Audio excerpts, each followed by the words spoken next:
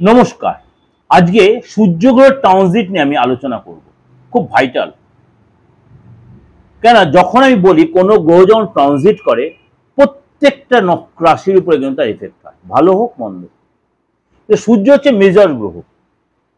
সূর্য আমাদের এই মানে সৌরমণ্ডলের মধ্যে সবচেয়ে ভাইটাল গ্রহ হচ্ছে সূর্য। সূর্য যদি ঠিকমতো তার সাপোর্ট না পায় যে কোনো রাশি লগ্নের লোকেরা, তাহলে তার অনেকটা সে পিছিয়ে যায়। সুতরাং এই সূর্য গ্রহ ট্রানজিট তার নিজ রাশিতে হচ্ছে, অর্থাৎ কর্ক রাশি ছেড়ে সিংহ রাশিতে প্রবেশ করবে সূর্য। অলরেডি সেখানে কিন্তু কেতু বসে আছে, অর্থাৎ সূর্য আর কেতু কিন্তু জুতি তৈরি হবে। সূর্য কবে ট্রানজিট হবে, কখন ট্রানজিট হবে, চলুন তার একটু আলোচনা করি।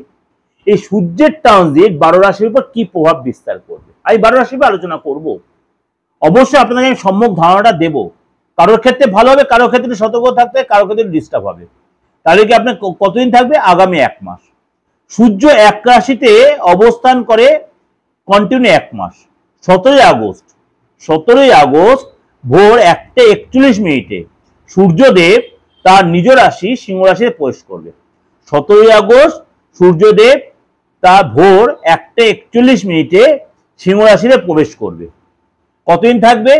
17ই সেপ্টেম্বর পর্যন্ত আগামী 1 মাস এই সিংহ রাশিতেই কেতুর সাথে জুতি তৈরি করে থাকবে।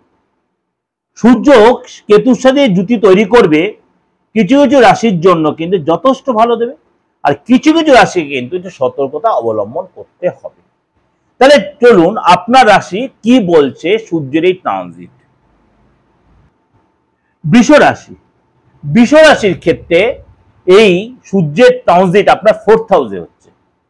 4th হাউসে সূর্যের এই ট্রানজিট আপনার কিন্তু মনের ইচ্ছা পূরণ হওয়ার সময়, অর্থাৎ দীর্ঘদিন ধরে যে আপনার কাজ, দীর্ঘদিন ধরে যে আপনার সুযোগ আটকে ছিল, সেগুলো আপনি কিন্তু এসে নিতে পারবেন। আপনার কনফিডেন্স বাড়বে।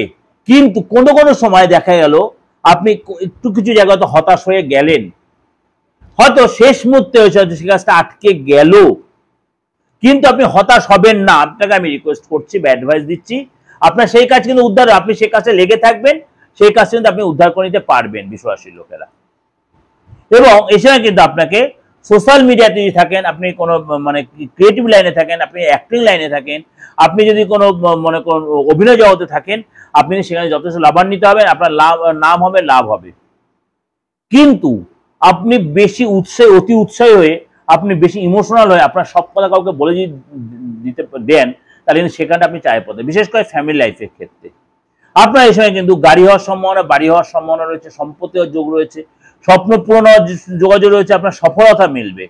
সরকারি চাকরি দীর্ঘদিন চেষ্টা, সেরকম সুযোগ হয়, সেরকম করে গুড নিউজ আপনার আসতে পারে, পদলাভ হতে পারে, ডেভেলপ হতে পারে, বসের সাথে সুসম্পর্ক তৈরি হতে হবে।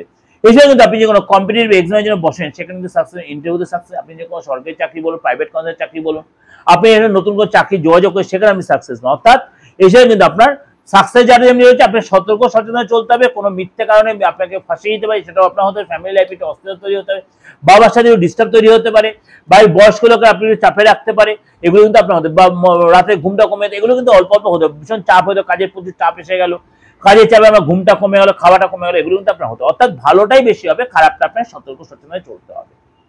এই যে আপনার প্রেজেন্ট, আপনি ভয় পাবেন না। আপনারা যেখানে খারাপ বা যেখানে ভালো বলে ভালো হচ্ছে, খারাপ যেটা বেশি ভয় পাবেন না। কেন ভয় পাবেন না বলছি, এটা তো ওভারঅল প্রেডিকশন। আপনার বার্থ চার্টে দেখুন আপনার রবির সিচুয়েশনটা কি আছে, আপনার হাতে দেখুন রবির সিচুয়েশনে কি আছে, আপনার বাস্তু জায়গাটা দেখুন রবির সিচুয়েশনে ভালো আছে, তো আপনি এতটা ডিটোরেট করবেন না, এতটা খারাপ সিচুয়েশন হবে না। এসে কিন্তু আপনি যদি কোনো শেয়ার ফেয়ার ইনভেস্ট করতে চান, একটু দেখে শুনে করবেন, যে কোনো রাশি লোকেদের জন্য বলছি। প্রভোকেটেড হবেন না, লোভিত অর্থাৎ প্রলোভিত হবেন না, তাহলে আপনি জানিয়ে নিতে পারবেন।